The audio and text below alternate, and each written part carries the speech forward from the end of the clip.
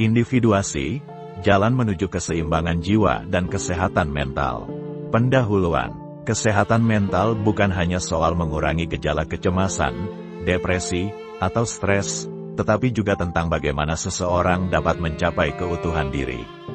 Psikolog Swiss, Carl Gustav Jung, tahun 1875 sampai tahun 1961, salah satu tokoh besar dalam psikoanalisis, memperkenalkan konsep penting yang disebut individuasi, sebuah proses perkembangan kepribadian menuju kesadaran penuh akan diri sendiri.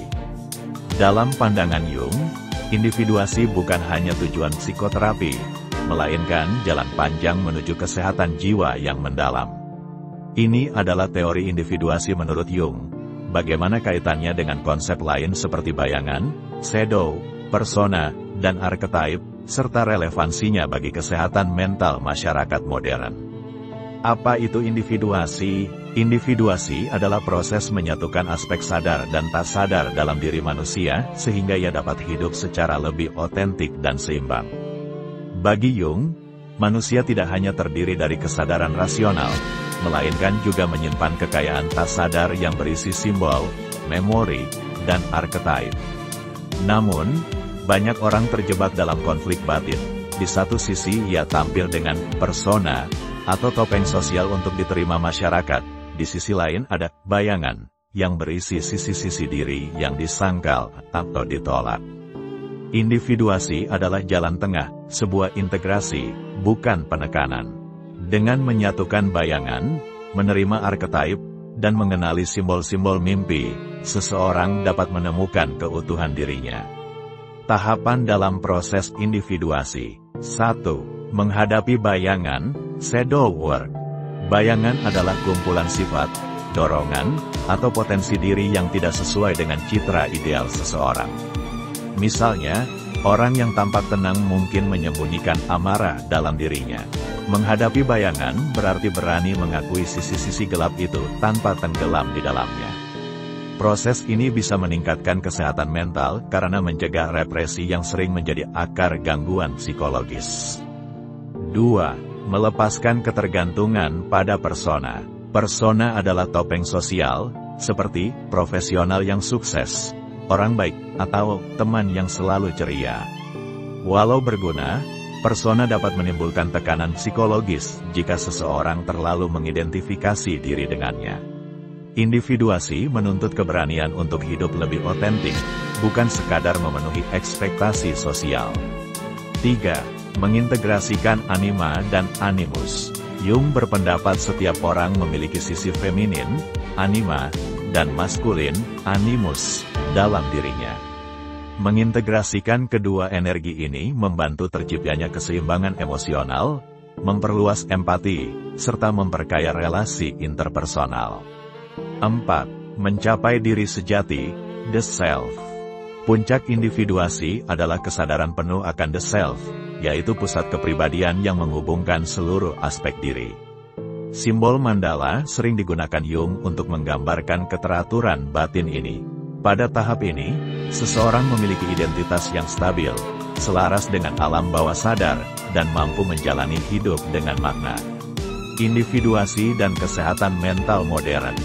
Dalam konteks psikologi klinis dan kesehatan mental, individuasi memberi kerangka penting untuk memahami mengapa banyak orang merasa hampa, meski secara material tercukupi. Depresi, kecemasan, dan alienasi seringkali muncul karena seseorang kehilangan hubungan dengan dirinya yang otentik. 1. Mengurangi represi psikis. Represi terhadap emosi dan keinginan yang tidak diakui bisa memunculkan gejala psikosomatis atau ledakan emosional. Dengan pendekatan Jungian, individu diajak berdialog dengan sisi tak sadar, misalnya melalui analisis mimpi atau seni ekspresif. 2. Menumbuhkan resiliensi. Dengan menyadari bayangan dan mengintegrasikannya, seseorang lebih siap menghadapi krisis hidup. Ia tidak mudah goyah karena telah mengenal dan menerima sisi dirinya yang beragam. 3. Menemukan makna hidup. Jung menekankan bahwa manusia membutuhkan makna untuk bertahan hidup, bukan hanya kesenangan sesaat. Individuasi mendorong pencarian makna yang lebih dalam, melalui spiritualitas, kreativitas, atau hubungan dengan komunitas. 4. Keseimbangan psikis dan sosial. Individuasi bukan berarti egois atau menarik diri dari masyarakat. Sebaliknya, orang yang terindividuasi lebih mampu berkontribusi secara sehat karena ia hadir bukan dengan topeng, melainkan dengan diri yang sejati. Kritik dan relevansi. Beberapa psikolog modern menganggap teori Jung terlalu spekulatif karena banyak berbicara tentang simbol dan archetype. Namun, minat pada pendekatan Jungian justru meningkat di era sekarang, terutama dalam psikoterapi, konseling eksistensial, dan gerakan mindfulness. Konsep individuasi terbukti relevan untuk membantu orang menghadapi krisis identitas, kehilangan makna, dan konflik batin yang semakin kompleks di masyarakat modern. Penutup, individuasi menurut Carl Jung bukan sekadar teori psikologi, melainkan sebuah peta perjalanan batin. Ia mengingatkan kita bahwa kesehatan mental sejati tidak hanya tercapai dengan menyingkirkan gejala, tetapi dengan mengenali, menerima, dan menyatukan seluruh aspek diri, baik yang terang maupun yang gelap.